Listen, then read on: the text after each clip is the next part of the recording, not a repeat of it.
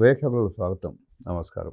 జగన్మోహన్ రెడ్డి నిన్న అసెంబ్లీలో వ్యవహరించిన తీరు, స్పీకర్ మీద, గవర్నర్ మీద పేపర్లు చింపివేసి గలాటా సృష్టించి బాయ్కాట్ చేసి వెళ్ళిపోయిన తీరు, అలాగే ఈరోజు అసెంబ్లీకి రాకపోతే అనర్హత వేట పడుతుందని చెప్పిన అసెంబ్లీకి రాకపోవడం, స్పీకర్ డిజిటల్ రికగ్నేషన్ తీసుకొచ్చే ప్రయత్నం చేసిన తూనా బొడ్డు అంటూ వ్యవహరిస్తున్న తీరుని విశ్లేషించడానికి మనతో పడున్నారు ప్రముఖ ఆర్థిక, రాజకీయ, సామాజిక విశ్లేషకులు అడిసిమల్లి శ్రీనివాసరావు. వారిని మరిన్ని విశ్లేషాలు తీసుకుందాం. నమస్తే సార్. నమస్కారం అండి. నిన్న వచ్చి గలాబా సృష్టించి వెళ్ళిపోయాడు జగన్మోహన్ రెడ్డి. ఇవాళ అసెంబ్లీకి హాజరు కాకపోతే అనర్థ వేట పడుతుందని తెలిసిన తూనా బొడ్డు అన్నట్టే వ్యవహరిస్తున్నాడు.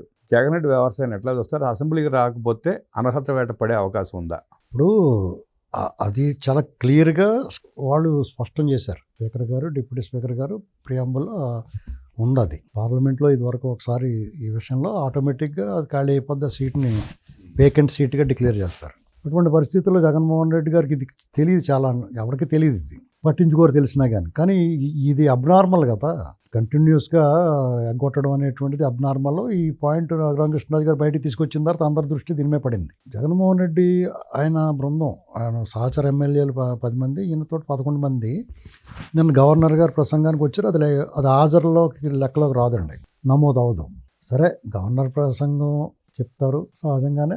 Government, this is my government అంటారు కాబట్టి ఆ గవర్నమెంట్ గురించి చెప్పుకుంటాడు. సంక్షేమం, అభివృద్ధి, ఏం జరిగింది, ఏంటి, ఏం చేయబోతున్నాం, ఇలాంటివి చెప్తారు. గవర్నర్ ప్రసంగం సహజంగా, సాధారణంగా ఎక్కడైనా జరిగింది అదే చెప్పాడు ఆయన.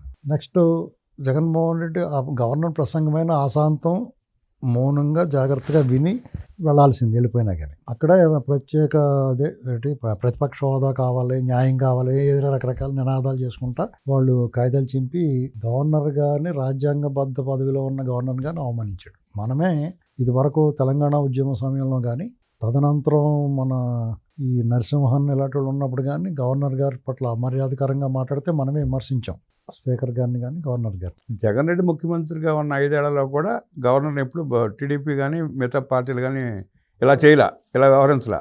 ఆనాడు వాళ్ళు చెప్పిన అబద్ధాలు చెప్పించారు. మీకు తెలుగుదేశం పార్టీ ఎప్పుడు కూడా సభా మర్యాదను ఉల్లంఘించదండి. ఎందుకంటే నాయకుడు బట్టి వాళ్ళ సహచరులు ఉంటారు, ఆయన ఒప్పుకోడు ఇది. మీకు పబ్లిక్ మీటింగ్లోనే ఎవరన్నా దారి తప్పి మాట్లాడుతుంటే, కట్టు తప్పితే వాళ్ళని వెంటనే అప్పటికప్పుడు సవరిస్తాడు ఈయన, లేదా మందలిస్తాడు. అలా వద్దని చెప్పి అటువంటిది అంగా అసెంబ్లీలో ఎవరన్నా పొరపాటు మాట్లాడితే ఎందుకు ఊరుకుంటాడు ఆయన? కాబట్టి అది డిఫరెంట్. జగన్మోహన్ రెడ్డి గారు అంటే అసలు ఇది రాజకీయాల్లో అసలు ఉండదగని వ్యక్తులు వాళ్ళు. మిగతా వాళ్ళు అంతకుముందు మంచివాళ్ళు అయినా ఇక్కడ రాగానే చెడ్డోళ్ళు అయిపోతారు. ఇతని సాహచర్యం దుష్టజన సాంగత్యం అన్నమాట. ఆయన అలా చేయకుండా ఉండాల్సింది. నిన్న మర్యాదగా వచ్చి గవర్నర్ ప్రసంగాన్ని, అంటే వాళ్ళకే తెలియట్లేదు, జనాల్లో విపరీతమైన అసహ్యం ఉంది, వాళ్ళ మీద వ్యతిరేకత పెరుగుతూ ఉంది, కోపం ఉంది, ఆగ్రహం ఉంది. దాంతో అతను ఓడించారు. ఈ 19 నెలల్లోనూ అదేమి తగ్గకపోగా ఇతను బయటకు వచ్చినప్పుడల్లా ఆ కోపం అది ఇంకా పెరుగుతుంది అందరికి. అది గమనించలేకపోవడం ఏ రకమైన రాజనీతి అంటే వాళ్ళకి, ఏ రకమైన అవగాహన ఉన్నట్టు ప్రజల పట్ల.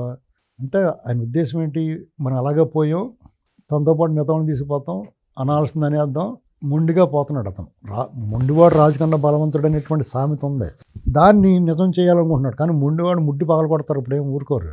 రాజు కన్నా బలవంతుడు ఎప్పటికీ కాలేడు. ఆ సామెత ఆ రోజుల్లో రాజులు, ఆ మొండివాడు కూడా ఒక లైన్ పరిధి లోపల వ్యవహరించేవారు కాబట్టి ఆ సామెత యాప్ట్ అప్పుడు. ఇప్పుడు అలా కాదండి, ఓవర్ యాక్షన్ చేస్తే రియాక్షన్ డిఫరెంట్గా ఉంటుంది. నిన్న వచ్చింది రికార్డ్ అవ్వదు, హాజరు నమోదు అవ్వదండి. కాబట్టి ఇవాళ నుంచి లెక్క అది డిజిటల్ రికగ్నిషన్. కాబట్టి ఆడ వచ్చి కూర్చుంటేనే వాళ్ళు హాజరైనట్టుగా లెక్క తీసుకుంటారు. బయట నుంచి సంతకాలు పెట్టేసి పోదాం, ల్యాప్టాప్లో స్నాక్స్ ప్యాకెట్లు తీసుకుని వెళ్ళిపోదాం అంటే కుదరదు. ఇప్పుడు ఇంకా 20 రోజులు పైన జరుగుతాయి. ఇప్పుడు అవసరమైతే ఇంకా పొడిగిస్తూ ఉన్నారు. అంటే ఈ టర్మ్లో కనుక అతను రాకపోతే ఇప్పుడే వాళ్ళ కథ ముగిసిపోద్ది, శుభంగా అడ్డుపడద్ది. అంటే ఇప్పటి నుంచి 60 రోజులు లెక్కేస్తారా? ఇప్పటి నుంచి కదండి, ఆల్రెడీ సభ ప్రారంభమైన దగ్గర నుంచి ఇప్పుడు ఎప్పుడు రాలేదు కదా వాళ్ళు. ఆ లెక్కన దగ్గరికి వచ్చింది 60 రోజులు. ఇంకా ఈ 20 రోజులు కంప్లీట్ అయిపోయిందంటే కంప్లీట్ అయిపోద్దండి వీళ్ళది. కాబట్టి అతను ఒకవేళ ఎన్నికలు కోరుకుంటే అంతకన్నా ఆత్మహత్య సదృశ్యం ఇంకోటి ఉండదు. ఏం ముఖం పెట్టుకుని ఇప్పుడు జగన్మోహన్ రెడ్డి అంటే పులివెందుల్లో కూడా ఇప్పుడు డౌటే. అవును, అనుమానంగా చెప్తున్నారు. ఒకవేళ రానివరా, సర్వశక్తులు ఒడితాడు అందులో. నేను మొహమల్లని చెప్తున్నాను, ఎట్టి పరిస్థితుల్లో మొటికేసేస్తారు అక్కడ. జడ్పీటీసీ జరిగినట్టే ఏమి లేదండి, ఎవరు ఓట్లను వేసుకుని అతను అవుట్, ఎవరు ఓట్లను వేసుకుని ఇస్తారు. వీళ్ళు అక్రమంగా వెళ్ళి వీళ్ళేం రిగ్గింగ్ చేయరు, ఎవరు ఓట్లను వేసుకుని ఇస్తారు అంతే. ఎక్కడైనా సరే ఇలాంటి కొన్ని కొలకోటలో లేకపోతే ఆధిపత్యం చలాయిస్తా కబ్జా చేసి ఉన్న చోట స్వేచ్ఛగా ప్రజలకు ఆ వాతావరణం కల్పిస్తేప్పుడు ఒకసారి కడపలో పార్లమెంట్ ఎలక్షన్ జరిగినప్పుడు ఉమేష్ చంద్ర గారు అక్కడ ఉన్నాడు ఎస్పీగా. ఉమేష్ చంద్ర గారు అక్కడ ఉండి ఆ ఎన్నికల్లో స్వేచ్ఛగా జరిపించాడు.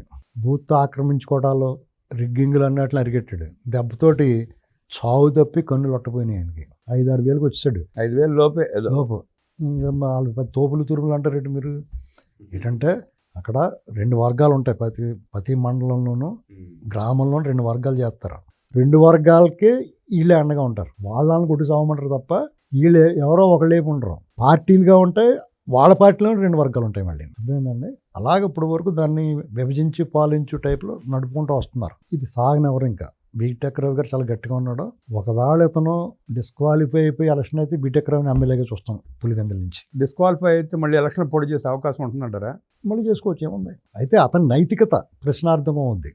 నిన్ను ఎంచుకుని ఏంటి ఉపయోగం ఏంటి? ఎల్లో కదా. అది మిగతా ఎమ్మెల్యేలు కూడా వర్తిస్తుంది. అది వాళ్ళు కూడా నేను ఎందుకు ఎంచుకోవాలి, నీకు ఎందుకు ఓటేయాలని అడిగితే ఏం చెప్తాడు సమాధానం? నేను అసెంబ్లీకి వెళ్ళి మీకోసం పోరాడతానని వెళ్ళవు కదా అసెంబ్లీకి. నేను ఎందుకు పంపించాలి అసెంబ్లీకి? ఓటేసి ఉపయోగం లేదు కాబట్టి నేను ఏమనుకుంటున్నానంటే జగన్మోహన్ రెడ్డి రావటం మానేసినా మిగతా వాళ్ళు వచ్చేస్తారు. అలాగరండి. ఇతను వద్దనే వచ్చేస్తారు. కానీ వాళ్ళు అలాగే వచ్చేస్తున్నారు అంటున్నారు కాబట్టి ఇతనే అసెంబ్లీకి పంపిస్తాడు. అసెంబ్లీకి పంపించి అక్కడ ఉండకూడదంటే గొడవ చేసి సస్పెండ్ చేయించుకుని రమ్మంటాడు అంతే. కాబట్టి వాళ్ళ మీద అనర్హత వేటుపడే అవకాశం రాకుండా చూసుకుంటారు. కొన్నాళ్ళు జనాల్లో వార్తల్లో ఉంటారు, మా ప్రభుత్వమే సస్పెండ్ చేసింది కాబట్టి వెళ్ళలేదనేటువంటి మాట కోసం వాళ్ళు ఎదురు చూస్తారు. లేదంటే వాకౌట్ ఏదో వచ్చేస్తారు. మొత్తం అయితే హాజరు అయితే నమోదు అవుద్ది. ఊరికే మనం వీళ్ళందరూ కూడా డిస్క్వాలిఫై అవుతారు, మళ్ళీ ఎలక్షన్లు వస్తాయి, వాళ్ళని ఓడించవచ్చు అని చెప్పేసి అనుకోవాల్సిన అవసరం లేదు. ఆ అవకాశం లేదు. అక్కడ ఉన్న వాళ్ళకి మాకు మళ్ళీ ఛాన్స్ వద్దు అనుకుంటారు. పాప టీడీపీ నుంచి కానీ జనసేన నుంచి కానీ ఓడిపోయిన వాళ్ళు. ఇప్పుడు ఆ ఛాన్స్ ఏమి ఉండదు వాళ్ళకి.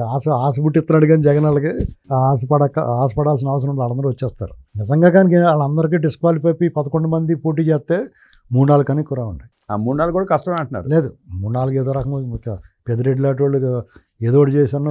పెద్దిరెడ్డి కూడా మన 6,000 కదా మెజార్టీ వచ్చి. ఏమో పోతే మొత్తం క్లీన్ అయిపోయినా ఈసారి మొత్తం కంప్లీట్ క్లీన్ స్వీప్ చేద్దాం అనుకుంటే కూడా వైనాట్ 170 వీళ్ళు రుజువు చేసేయచ్చు. ఏం బాగా వస్తే 1-2 అవకాశం ఉంటుందేమో. అవి కూడా అరకు అలాంటి చోట ఏమన్నా జరగచ్చు. కానీ వీళ్ళకైతే ఛాన్స్ మైదాన ప్రాంతాలు అయితే మటాష్ ఇంకే ఛాన్సే ఉండదండి. అది అంత అవివేకమైన పని చేస్తాడా అని అనుకుంటున్నాను. నేను బస్సు వచ్చిన వాళ్ళు నిన్న వెళ్ళిపోవడానికి వాళ్ళు బాధపడ్డారండి. ఏంటి అదో గోల్ ఇదని.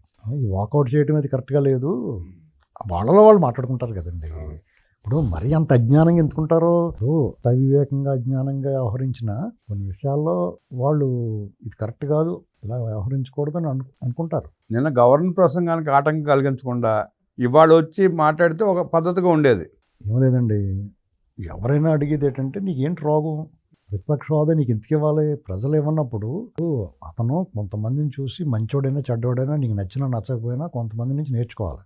ఇప్పుడు రామారావు గారు రాలేదు, లేకపోతే గతంలో జగన్మోహన్ రెడ్డి కూడా పాదయాత్ర కోసం పోయాడు, ఇవన్నీ పక్కన పెడితే నిన్న కాక మొన్న అతని హయాంలో చంద్రబాబు నాయుడు గారు 23 మంది మాత్రమే ఉంటే వాళ్ళతోటి అసెంబ్లీకి వచ్చాడు. చాలామంది ఆయన వెళ్లకుండా ఉంటే బాగుండు అనుకున్నాను, నేను కూడా అనుకున్నాను. ఎందుకంటే వీళ్ళు అవమానిస్తారు పాపం పెద్ద ఆయన్ని, అనవసరంగా మాటలు పడాలి. వీళ్ళందరూ ఎవరైనా అందరూ ఒక్కళ్ళు కూడా హుందాగా వ్యవహరించేవాళ్ళు లేరు, నోటికి వచ్చినట్టు మాట్లాడతారు, ఈయన అనవసరంగా మాటలు పడతారని అనుకున్నాం.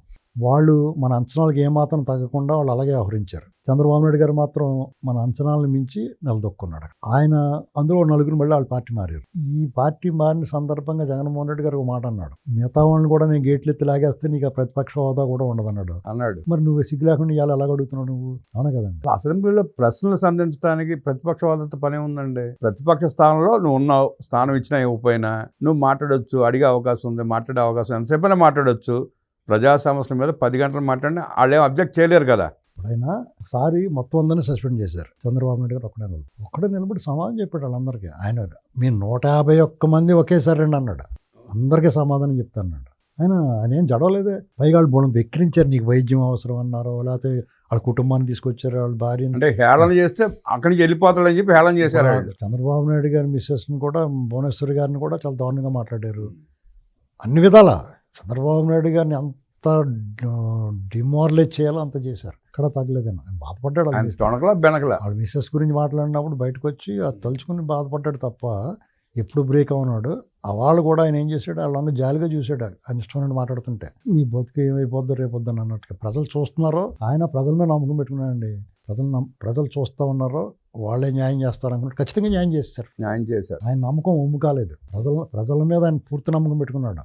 ఈ అరాచకాలు, ఈ దుర్మార్గం, ఈ అవినీతి, డే లైట్ రాబరీ ప్రజలు గమనిస్తున్నారో ఖచ్చితంగా వాళ్ళ తీర్పు ఇతనికి వ్యతిరేకంగా ఉంటుంది, ఇతన్ని వద్దనుకుంటారో ఇలాంటి వాళ్ళని భరించరు ప్రజలు అనుకున్నాడు. అదే జరిగింది. కాబట్టి ఇప్పుడైనా సరే చంద్రబాబు నాయుడు గారు ప్రజల పట్ల ప్రజల కోణంలో చూస్తున్నాడు అంతే. వాళ్ళలా మనం ఉండకూడదు, కక్ష రాజకీయాలు చేయకూడదు, వాళ్ళు ఎన్నన్నా మాట్లాడుకొని మన పని మనం చేసుకుపోవాలి, అల్టిమేట్గా ప్రజలందరూ మనం వైపు ఉంటారు అనుకున్నాడు. అదే జరుగుతుంది.